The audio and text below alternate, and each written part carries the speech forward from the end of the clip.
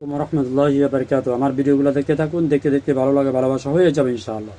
প্রিয় দর্শক, এই পর্যন্ত ইসরায়েলি হামলায় ইরানে প্রাণ গেছে অন্তত 606 জনের।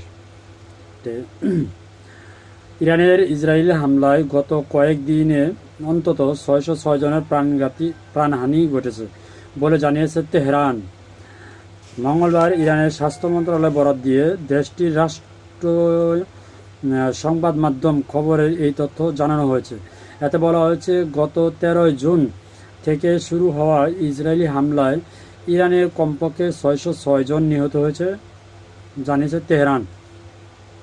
ইরানের কমপক্ষে 606 জন নিহত হয়েছেন। ইরানের স্বাস্থ্যমন্ত্রী মোহাম্মদ রেজা জাফরানি বলেন, এই হামলায় আহত হয়েছেন আরও 5,000-এরও বেশি মানুষ। তিনি বলেন, আহতদের মধ্যে অনেকেই চিকিৎসা শেষে সুস্থ হয়ে উঠেছেন। এছাড়া অনেকে এখনও হাসপাতালে চিকিৎসাধীন আছেন। ইরানের এই মন্ত্রী বলেন, ইরানের সবচেয়ে ভয়াবহ প্রাণঘাতী হামলা হয়েছে গত 24 ঘন্টায়। কেবল এই সময়েই ইসরায়েলি হামলায় দেশটিতে প্রাণ হারিয়েছে অন্তত 107 জন।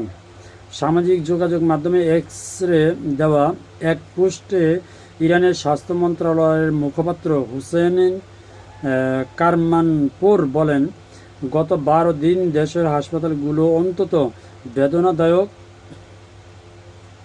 পরিস্থিতির মুখোমুখি হয়েছে। এর আগে সোমবার ইসরায়েলি হামলায় ইরানের প্রাণহানি 400 ছাড়িয়ে গেছে বলে জানিয়েছে তিনি। কারমানপুর বলেন, আহতদের মধ্যে এখনও 971 জন হাসপাতালে চিকিৎসাধীন রয়েছে। এছাড়া 687 জনের অস্ত্রোপচার হয়েছে। নিহতদের মধ্যে 13 জন শিশু আছে। তাদের মধ্যে সবচেয়ে কম বয়সী শিশুর বয়স হচ্ছে মাত্র 2 মাস। নিহতদের মধ্যে 49 জন নারী রয়েছেন, যাদের 2 জন গর্ভবতী ছিলেন। তিনি বলেন, ইসরায়েলি হামলায় 5 জন স্বাস্থ্যকর্মী নিহত ও আরও 20 জন আহত হয়েছে, মানে যারা চিকিৎসায় কর্মরত ছিলেন, মানে চিকিৎসা দিতেন আর কি।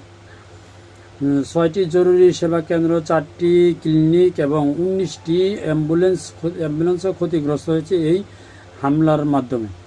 তবে ইরানের মানবাধিকার পরিস্থিতি পর্যবেক্ষণকারী সংস্থা human rights activation in Iran বলেন, ইসরায়েলি হামলায় নিহতদের প্রকৃত সংখ্যা সরকারি হিসাবে তুলনা প্রায় আরও অনেক দ্বিগুণ।